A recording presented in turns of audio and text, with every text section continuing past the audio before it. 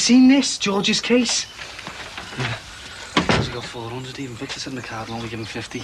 Well, it's McCardle, isn't it? I mean, even George said he's fixed the witnesses. That barman, anyway. Yeah, well, you know that Donny's a toe rag, Terry. Have you ever seen him with McCardle? No, but he's bound to have bought him.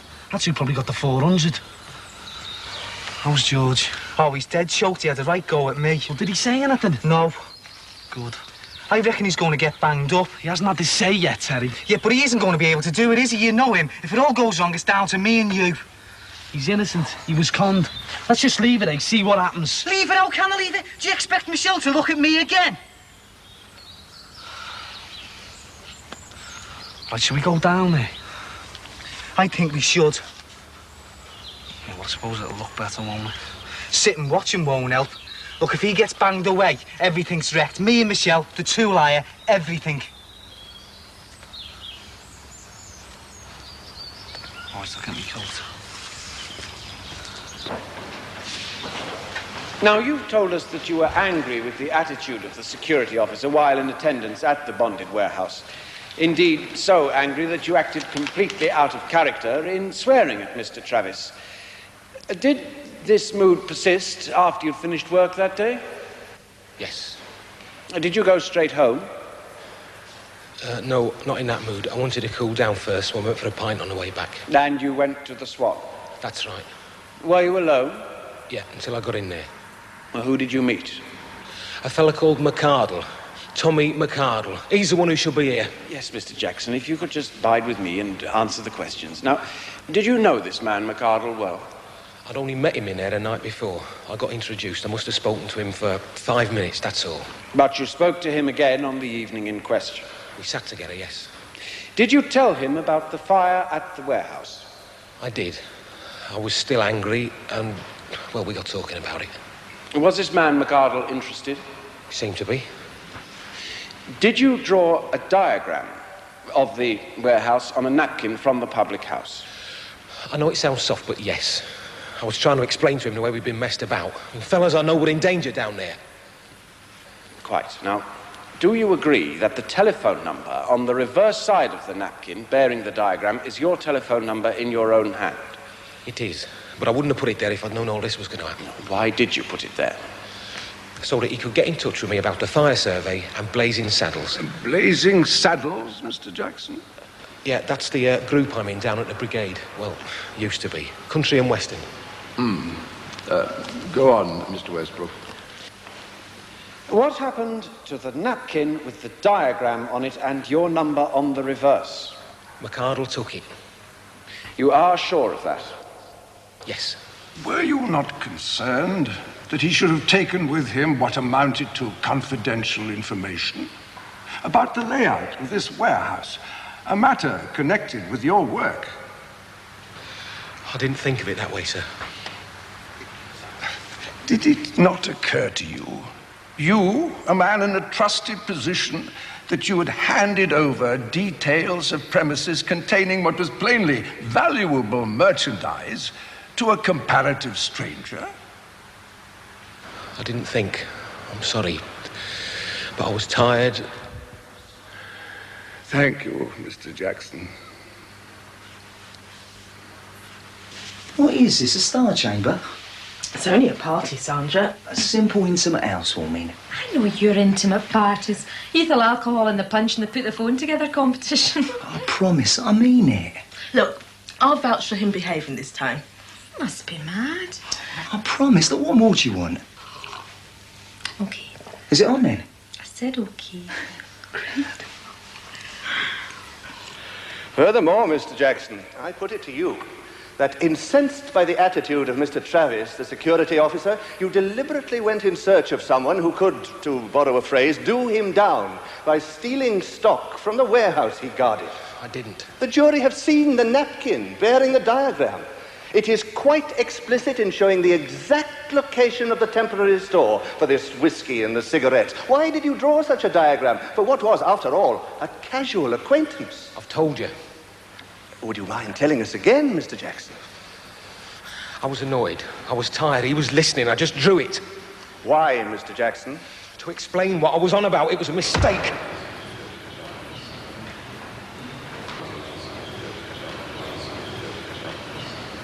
quiet.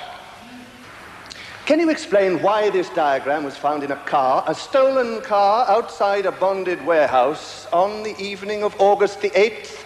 How can I? That was nothing to do with me. I put it to you that this fact is very much to do with you, Mr. Jackson. That you conspired with others to burgle the temporary store at Carson's bonded warehouse.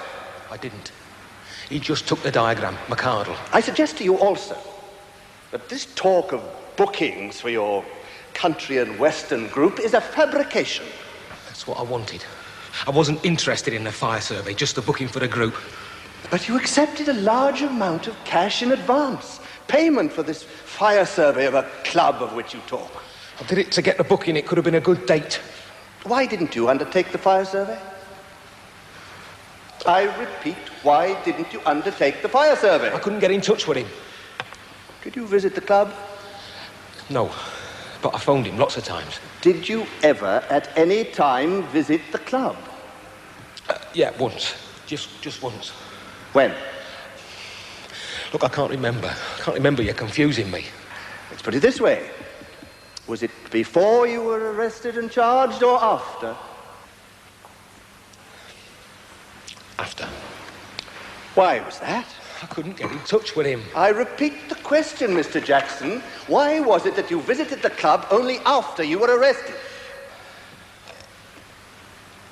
Have you ever completed this fire survey? No.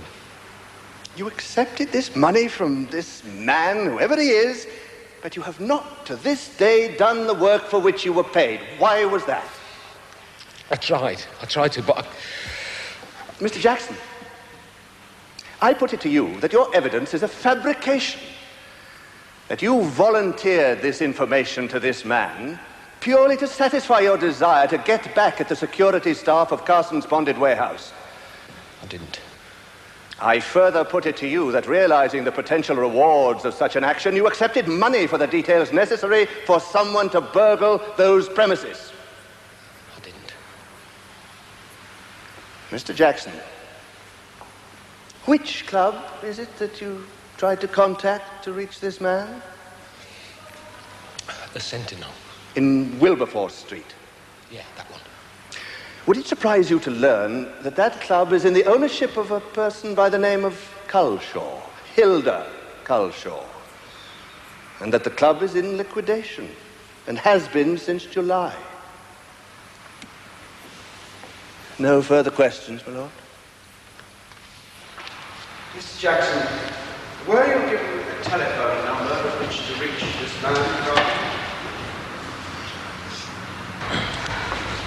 He hasn't got a chance in there. Why isn't he shaping himself, eh? Look, why don't we tell the police about Victor now? It mightn't be too late and he might stop the trial. We can't do that, Terry. Well, it'd be doing something. What do you want to do, Terry? Run in there and tell him yourself? Well, Johnson's in there.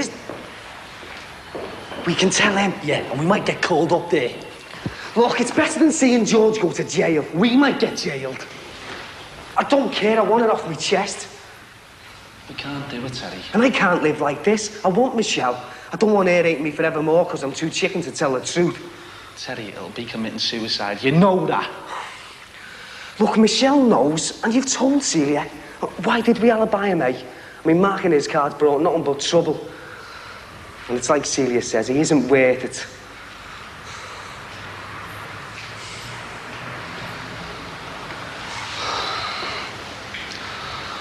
All right, we'll tell Johnson. But I want to make sure our name's kept well out of it, Terry. I mean that. All right, well, let's go and tell him now before it's too late. Come on.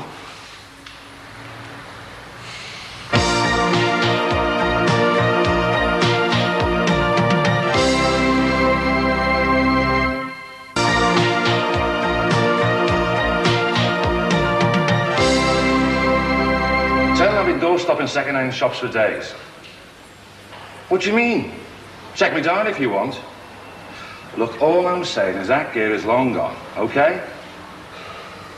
I said tell him. He's a DI, not a chief con, and I've got enough on as it is. Cheers.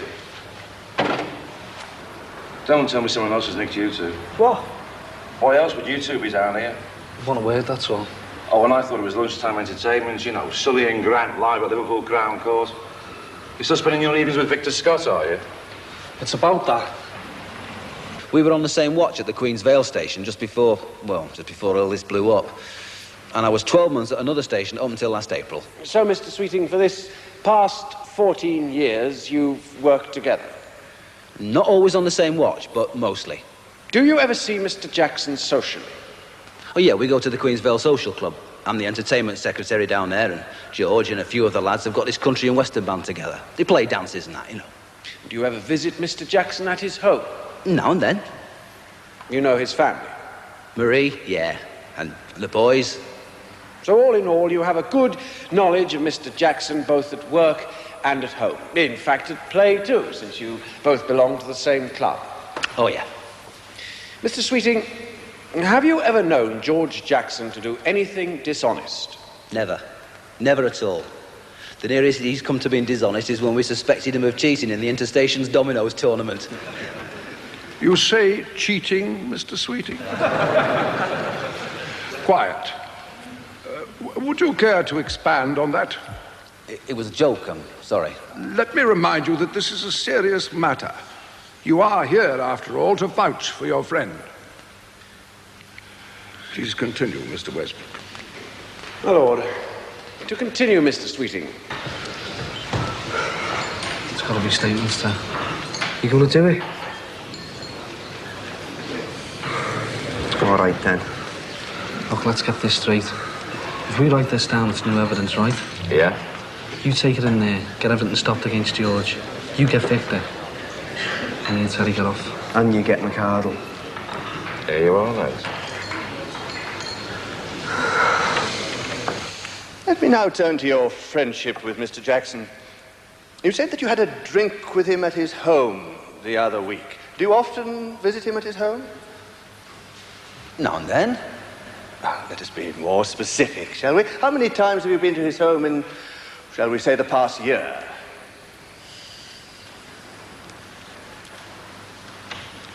Once. A close friend, a good mate of Mr. Jackson, and yet you've only been to his home once in the past 12 months? We don't live in each other's pockets, you know.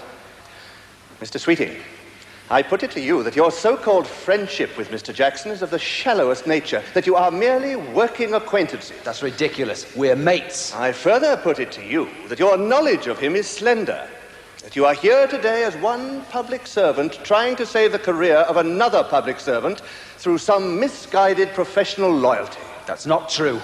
I know George. I know his family. I know everything about the man. Mr. Sweeting, could you tell me the names of Mr. Jackson's children?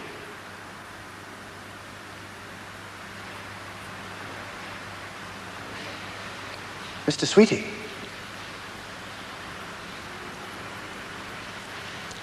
No further questions, my lord.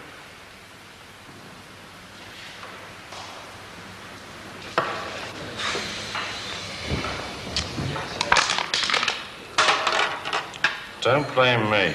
It's your handwriting I'm trying to decipher. Seem better writing on bog walls. Well, how long does it take to read it? It's not a book.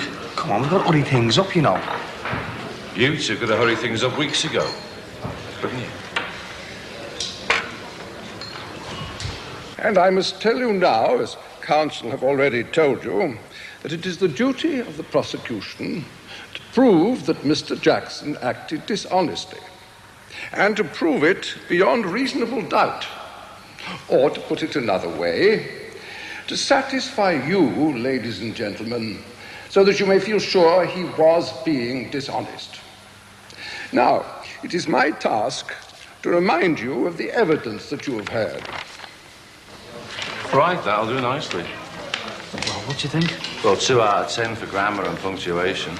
Come on. 10 out of 10 for content. Is it new evidence? Oh, is that all right? Are you going to take them into the judge, then? As soon as I can.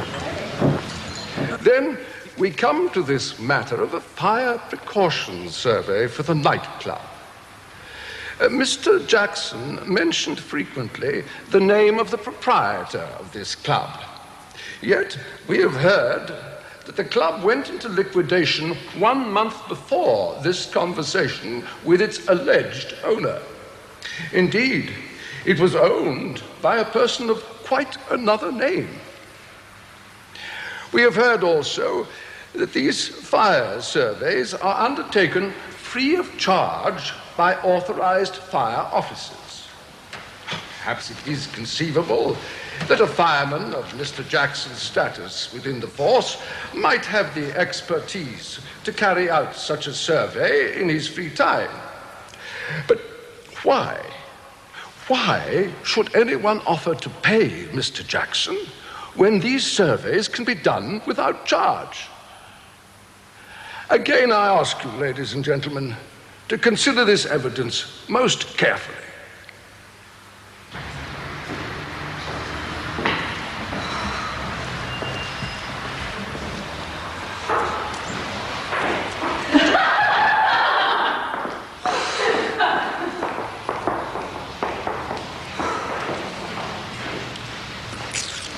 Hey, is anything happening? No, they're still talking. Well, is Johnson in there? Well, I don't know, go and put my head round the door, didn't I? Well, perhaps he's round the back somewhere or something. God, I wonder how George is feeling. What's happening? Well, we made a statement and that, And the jury's just gone out. What? What, the judge hasn't stopped it? No. Are you sure? Yes, I'm sure.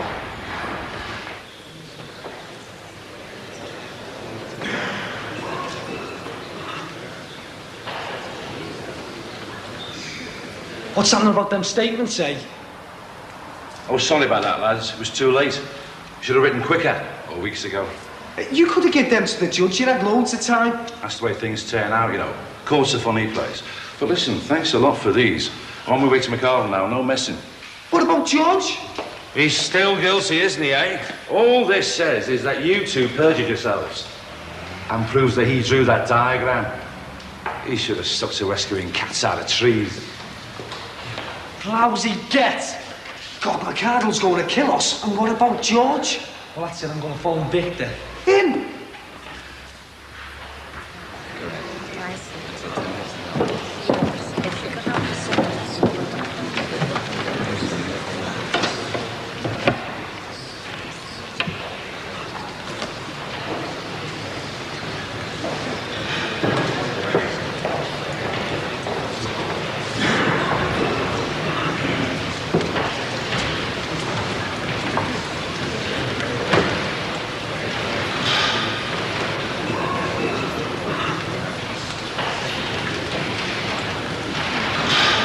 Silence, please.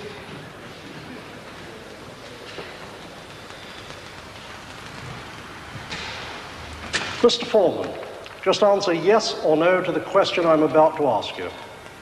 Have you reached a verdict on which you all agree? Yes. Do you find this defendant guilty or not guilty of conspiracy to burgle? Guilty. And is that the verdict of you all? Yes. Nothing is known against the defendant, my lord. There is no probation report owing to pressure of work in the service. Jackson was interviewed by a probation officer over the weekend. May it please your lordship that I call the officer? Hello? Is Victor there? Never mind that, is he there? It's Barry Grant. Look, will you just... Vic? No, I didn't know you were busy. Look, will you just listen to me a minute? Me and Terry have been talking to Johnson. Will you just listen, Vic? It's important. Vic, will you just listen to me? Bearing in mind Jackson's spotless work record, the fact that he has never before been convicted of any offence, and that he is a family man with 2 young children, I would ask that any custodial sentence reflects these factors. Thank you, my lord.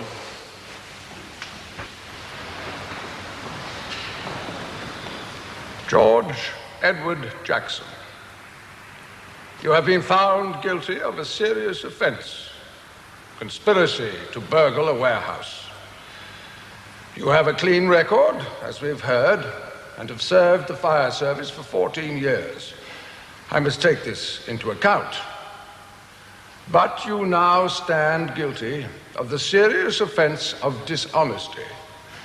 You have let down yourself and your family.